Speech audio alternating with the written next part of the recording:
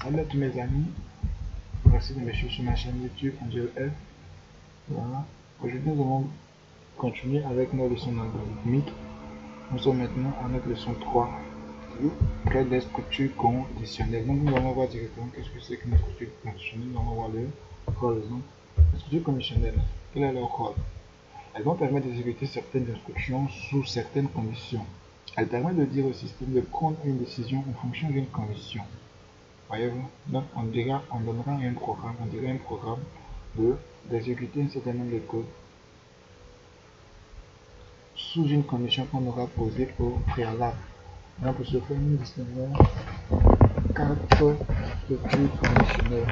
Les structures conditionnelles simples, comme nous pouvons le voir, les structures conditionnelles inactives, les structures conditionnelles impliquées, et puis les structures conditionnelles de choix. Donc les structures conditionnelles simple. Qu'est-ce qu'une structure conditionnelle simple? C'est une structure qui exécute un bloc d'instruction lorsque la condition spécifiée est vérifiée. Voyez-vous? Donc, si la condition spécifiée est vérifiée, alors notre structure va exécuter directement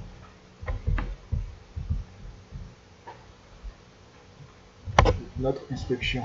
Et voici la syntaxe de cette structure. Donc, si, en parenthèse condition, alors bloc d'instruction. Et nous terminons par un fait ici. Donc, un petit exemple. Écrire un algorithme qui dit si un nombre quelconque est positif. Donc, comme vous le savez, nous avons toujours écrit algorithme suivi du nom de notre algorithme. Ici, devant la règle, c'est un nombre positif, un nombre positif. Et on remarque ici, on ne met pas constante lorsqu'il n'y a aucune constante. Voilà. Et dans la déclaration des variables et des constantes, s'il n'y a pas de constante, c'est inutile de déclarer une constante quelconque. Non variable. Donc, voici nos variables ici, nombre de type entier. Donc, au début de notre algorithme, nous allons afficher ici, à l'écran, entrer un nom. Cela va afficher le message, donc entrer un nom. Et saisir nom va récupérer le nom saisi au clavier. Maintenant, notre structure conditionnelle, c'est dire quoi? Si le nom est supérieur à 0, alors, qu'est-ce qu'il faut faire? Afficher le nom est positif. Ici, tout.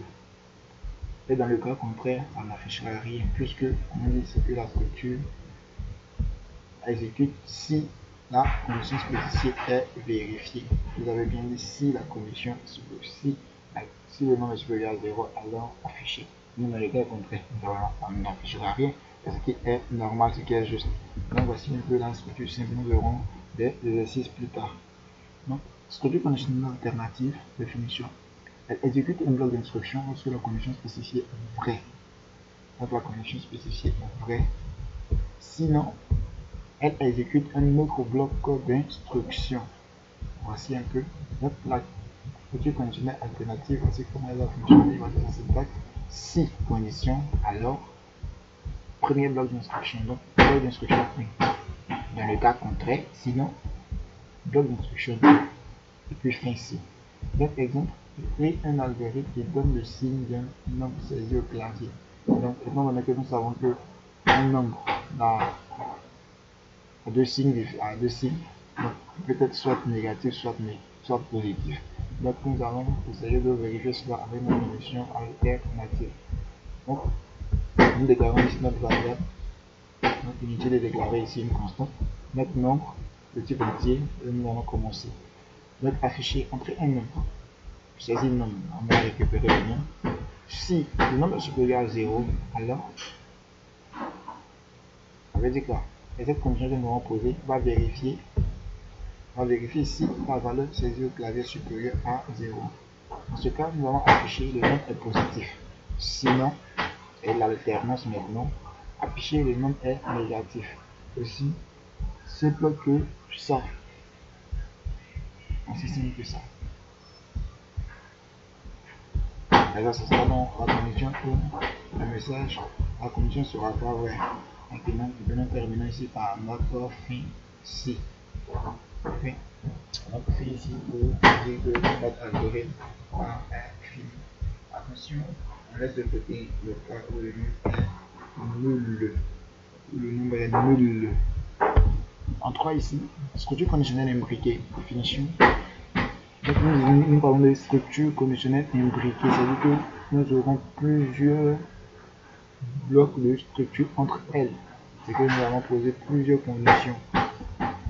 Même si nous voulons plus de 10 conditions, ces structures-là sont appelées des structures conditionnelles imbriquées. Donc elles permettent de définir une ou plusieurs structures conditionnelles à l'intérieur d'autres structures conditionnelles. Voilà.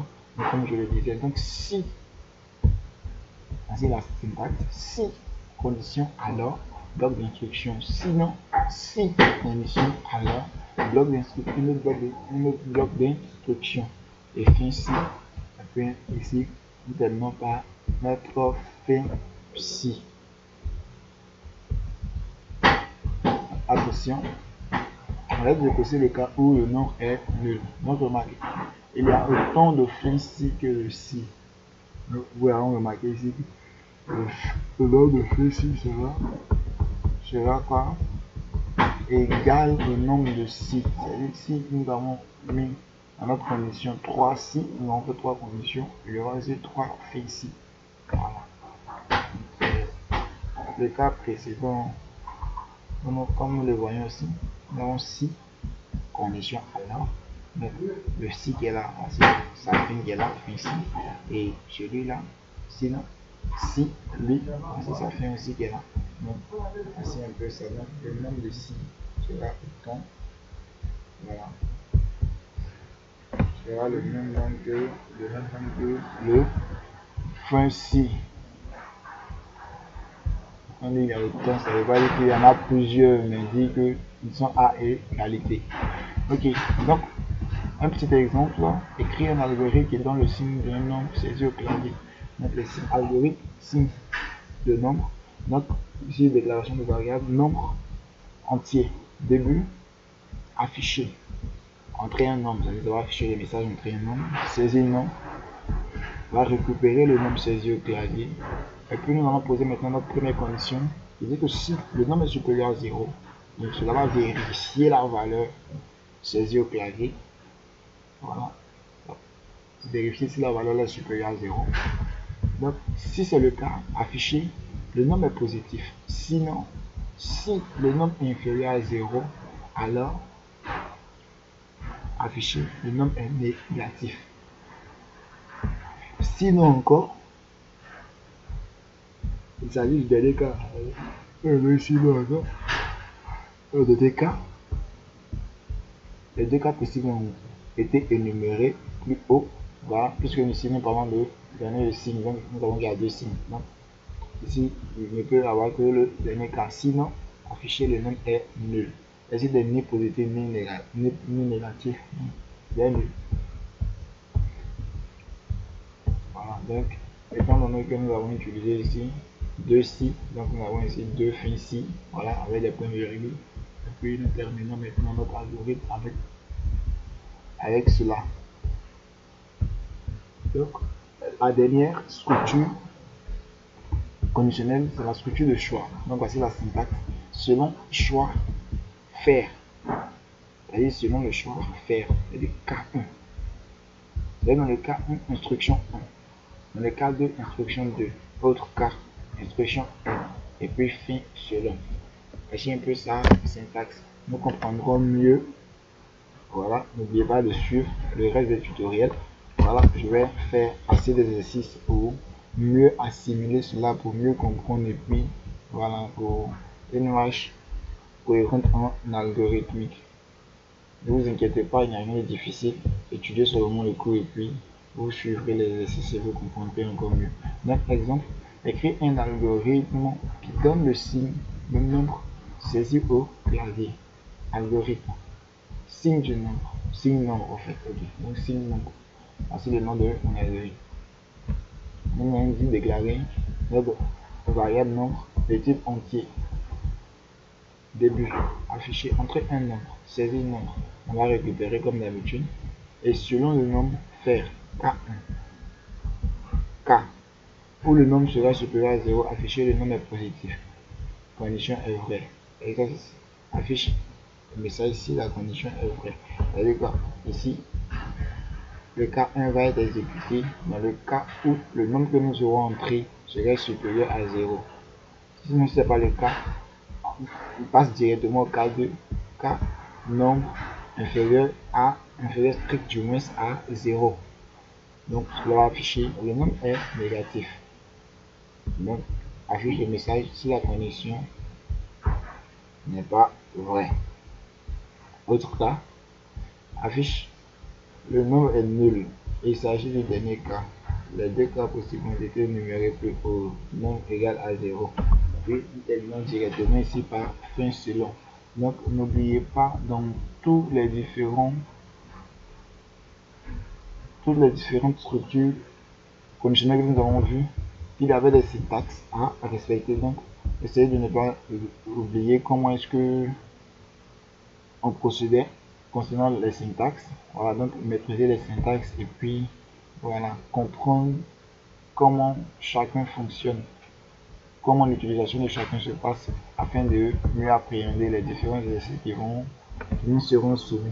Donc voilà, je pense que j'en ai terminé. Voilà, merci. N'oubliez pas de vous abonner à ma chaîne si les tutoriels vous plaisent. N'oubliez pas de laisser des commentaires, des likes. Et puis, en tout cas, dites ce que vous pensez et ce que vous aimeriez concernant les tutoriels. S'il y a un tutoriel informatique qui vous gêne, s'il y a quelque chose dont vous voulez avoir des informations là-dessus, quel que soit le cours, voilà, informez-moi et si possible, je ferai un tutoriel rapidement pour vous. Voilà, je suis à votre disposition. Donc merci et au revoir.